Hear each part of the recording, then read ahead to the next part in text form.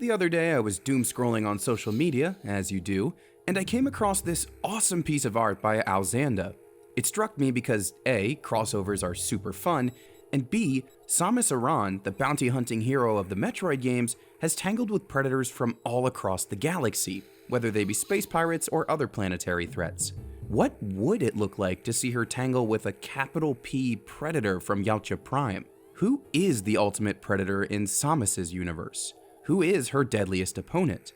When I ponder this question, my brain only goes to one place: the Biologics Space Laboratory. The BSL is the setting of Metroid Fusion, in which Samus takes on the deadly SAX. I want to use this video to talk about why it's such an effective monster. I even put the spacesuit on, so you know it's serious.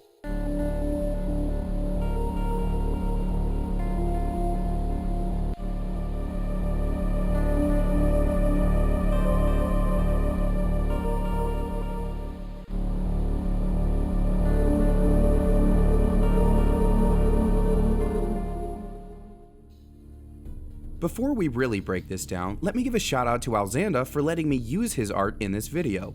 He's made some truly great Yoji Shinkawa inspired stuff, and you can find his link tree in the description to see so much more than what I'm showing you here. Also, I can't make this video without addressing Samus's other villains. I'm not here to rag on anyone, but I do need to make some quick comparisons. Ridley and Kraid obviously have the classic thing on lock, to the point where they're more or less mascots for the franchise at this point. Kraid's lair has yet to be replaced as my favorite Metroid track.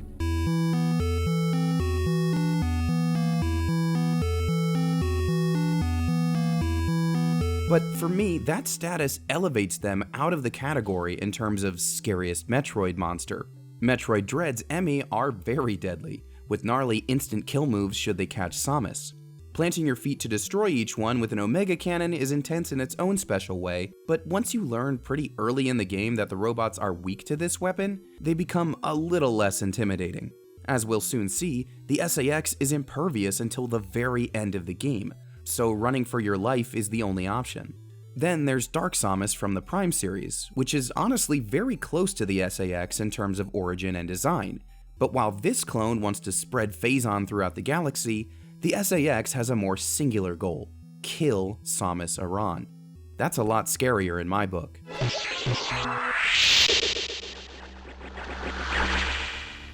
Not only are Dark Samus and the SAX similar, but their respective games, Metroid Prime and Metroid Fusion, actually released on the same day. Prime was handled by Retro Studios, a Western team, while back in Japan, Fusion was developed by Nintendo R&D 1, the same people behind Wario Land 4, a wonderful game I've talked about before. Maybe that's why Metroid Fusion just looks so darn good on the Game Boy Advance. The aforementioned BSL is stationed above the Metroid homeworld, SR-388. Before the events of Fusion, Samus went to the surface as a bodyguard for the BSL research team. But it wasn't a Metroid that gave them trouble. Instead, Samus was attacked by a parasite so nasty, so vile, that it could only be named X. Anyway, this thing seeped into her armor, taking over her bodily functions at the worst possible time, on her return flight to the station. If not for her ship's emergency eject function, Samus would have died in a crash before the game even started. But maybe that's preferable to what came next, because in a moment of legit body horror, Samus's suit had to be surgically removed from her body. The X-Parasite's infection simply ran too deep, fusing the metal armor to her human flesh. If not for Metroid DNA being injected into her body, Samus would have died right there on the operating table, before the game even started. Whoa, deja vu. So before the SAX itself even shows up, the X-Parasite alone is shown to be a serious threat. It's a pretty gruesome series of events, especially for Nintendo, but it also serves as a good excuse for the trademark power drain that always happens at the start of Metroid games. Samus needs a reason to collect those power-ups again after all. With that, we'll return to the BSL.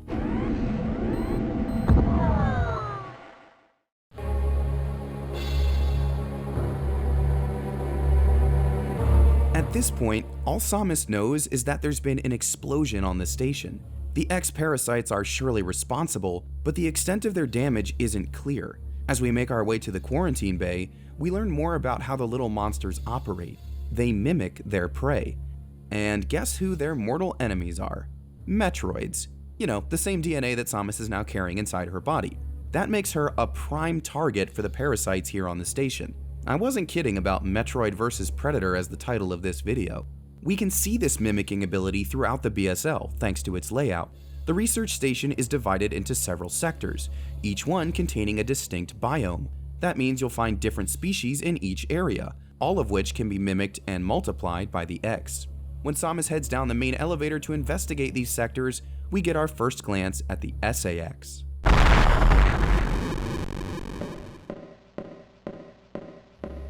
Yeah, it's not just aliens that the X-Parasite can mimic. Thanks to her infected suit parts, Samus herself can be cloned too. In case you didn't already piece it together, SAX literally stands for Samus Aran X. Not to be confused with the SAS, which is the same bounty hunter minus the disk drive.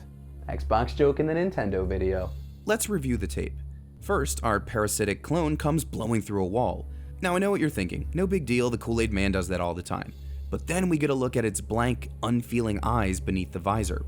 Those are not the eyes of some plotting evil entity. They're much worse. They're the eyes of an unknown, unfeeling parasite whose only motivation is to kill you. The E.M.M.Is have rules. They're pre-programmed. Dark Samus has a conquering agenda. Ridley and Kraid are space pirates with their own goals. But the SAX is unpredictable. Just like in algebra, that X is an unknown variable. So it's going to do whatever it takes to hunt you down. As it leaves the room, it uses a screw attack, which is usually one of the final power-ups Samus earns in these games. Then it fires a missile that destroys yet another wall, taking the whole hatch and doorway with it. At this point in the game, you've only just gotten missiles yourself, and they definitely can't do that.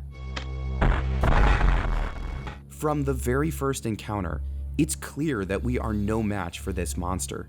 Even as the game goes on, the SAX is expertly woven in to put us in our place as we start getting more powerful.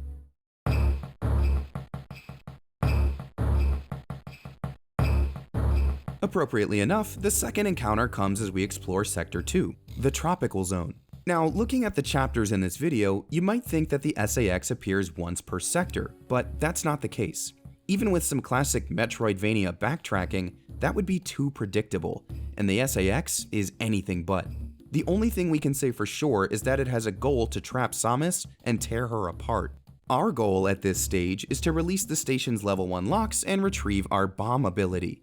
As you can imagine, these two objectives will soon collide. After retrieving the bombs, you'll hear an explosion, followed by footsteps and the sight of another telltale busted wall. Then in the next hallway, it happens. This is the second encounter, but it's our first time actually being in the same room with our clone. The menacing footsteps, the unnatural glow. If your computer's warnings weren't enough, these are clear signs that we need to stay out of this thing's line of sight. If you're foolish enough to rush in and try to fight it off, you're met with instant ice-cold death.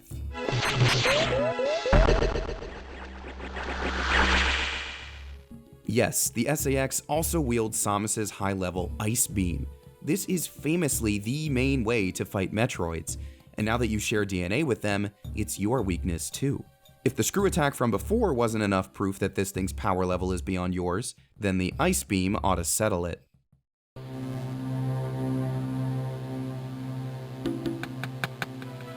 The cold factors into our third encounter too. Upon entering Sector 6, the Nocturnal Zone, Samus must retrieve her Varia suit. This deck is littered with blue X-Parasites, a color we hadn't seen until now.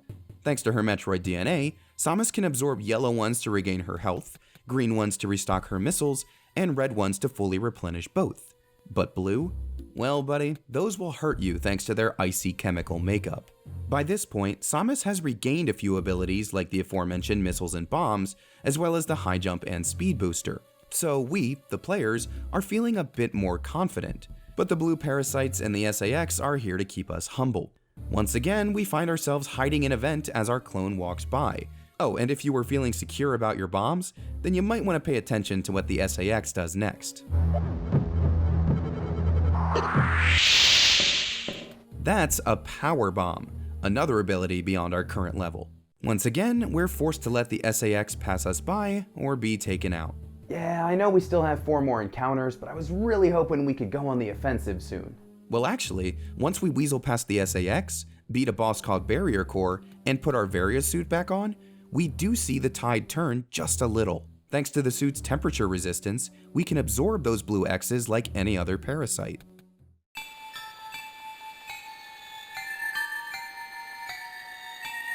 Once again, the cold comes into play in our 4th encounter. This one happens in Sector 5, the Arctic Zone, which we actually visit 3 times throughout the game. The first time through, we can see a shadow darting across the background. Must be our nemesis, right? Actually, that's a particularly annoying boss known as Nightmare, but he's only getting a brief mention in this video. Beyond the strange shadow, you'll get ice missiles on your first visit. The second time, you'll get your own power bombs. Between those two, you might think you actually have a chance against the SAX now. Well, there are still 3 more encounters in this video, so you'd be sadly mistaken. This impending encounter is the most intense one yet. We get the benefit of hiding behind a wall that the SAX can't see through, but that safeguard is immediately undone when we unleash our own power bomb. Not only does it not help you in this situation, but it actually alerts our enemy and initiates a brief chase sequence. Even as we sprint away, our clone's penetrating wave beam comes blasting at us through solid walls, passing right through our armor to damage our vitals. Once again, we are woefully underprepared for this battle. The wave beam is yet another high-level upgrade that hasn't been mentioned yet. It ought to be a familiar weapon to most Metroid players, but Fusion was certainly the first game in the series for many folks out there. For their part, they had to run away from a weapon they didn't even understand.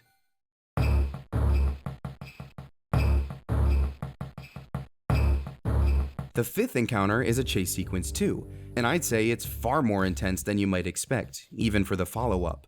It's the second SAX encounter to take place in the tropical zone, and I want to again compliment Nintendo on not designing this game with 1 encounter per area. If that were the case, we could assume the tropical deck is safe now, but as we're about to see, it very much isn't.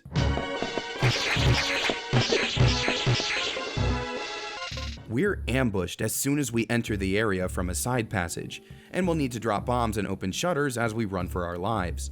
There's a spot to hide at the end of this sequence, but that's still all we can do for now. This 5th encounter is over in moments. Well, provided you're able to figure out your escape route. Even as we feel the final act of the game approaching, this SAX is here to remind us that we still have lots of room for improvement.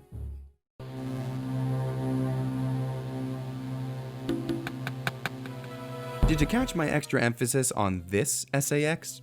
Keep that in mind for our penultimate encounter. As we return to the Nocturnal Zone, we're told we're actively being tracked by our parasitic stalker. At least we've been to this area before, so we know the layout, right? And once we destroy the security robot, we finally get a wave beam of our own.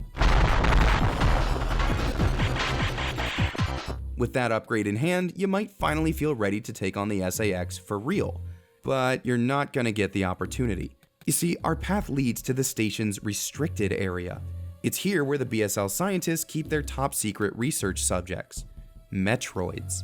When the SAX comes here to get us, it's too distracted by its mortal enemy to even attack. We can space jump right out of there and jettison this whole lab right into the planet below. And that's it. No more SAX, right? Right? Well, no more of that SAX. It's right after this that Samus learns of the true threat. There are, quote, no fewer than 10 SAX aboard this station. This completely recontextualizes all the encounters we've seen in this video.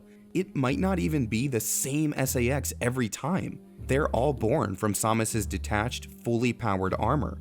If 10 is the minimum amount of them left on the station, then at best, we just got rid of number 11. It's time to get out of here.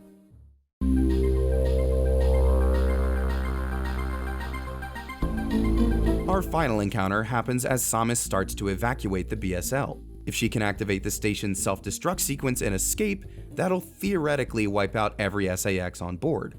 Her path back to the main deck takes her through a very classic Metroid-looking area, one that also houses a recently defrosted Ridley. It's weird to play one of these games and not fight him, to be honest, and this one has such a gnarly scream.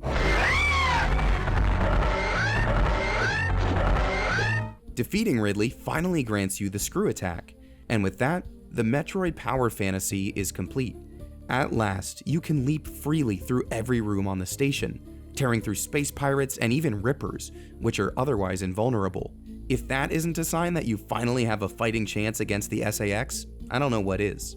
Even so, when you finally face one in a proper boss battle on the main deck, it takes 3 whole rounds before you can actually destroy it. First, you have to face your clone, then a slobbering alien, then the parasitic core of the SAX itself. It's a tough battle, but when you consider how terrifying all those previous encounters were, your final victory is that much sweeter. Well, maybe I shouldn't say final just yet. You do still have to activate the self-destruct sequence and get out of here. And in case you forgot the name of the game, you're not leaving without facing an Omega Metroid. This thing wipes the floor with you immediately, but before it can finish you off, another one of those 10 SAXs jumps into the fight. This isn't some sort of redemption moment. The Metroid is the X's mortal enemy. This has nothing to do with saving you. It just wants to get rid of that Metroid. Fortunately, it fails. Yes, I said fortunately.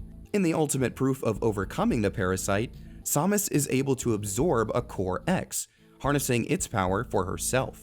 It's a triumphant moment, as her classic orange armor is restored and her blaster is powered up with her ultimate attack, the Ice Beam. It's the Omega Metroid's one weakness, and you can use it to finally clear a path and get out of this death trap. As the game ends and Samus reflects on her time aboard the BSL, we can do the same. There is so much to consider when we look back at how far we've come. It's not a time to look back fondly, but a time to shudder. Any one of those encounters with the SAX could have been Samus's last. 7 times we were shown the power of this parasite, and 6 of those times we were completely unable to match it in combat. But with each encounter, Samus grew stronger, braver, and more savvy to the ways the SAX thought and acted. Her cunning only needed to be matched by the game's progressive lineup of new abilities. It's for these reasons that I consider the SAX not only Samus's most terrifying foe, but also the strongest in terms of its place in the story and gameplay. It's unsettling to see it stalking down the hallways of the BSL, and as we collect our missiles, bombs, suits, special beams, and more, we feel that much closer to being able to actually confront our clone. The monster stays the same, with a discernible origin but an unpredictable path toward us. Conversely, we, as the players, through Samus, grow stronger and more capable of taking it on, as the narrative stakes are raised and the gameplay challenges grow deeper. The SAX isn't just an alien, it's an achievement in game design.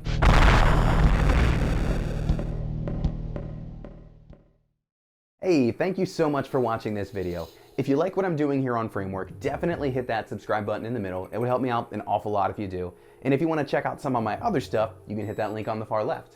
Thanks for watching, and I'll see you next time.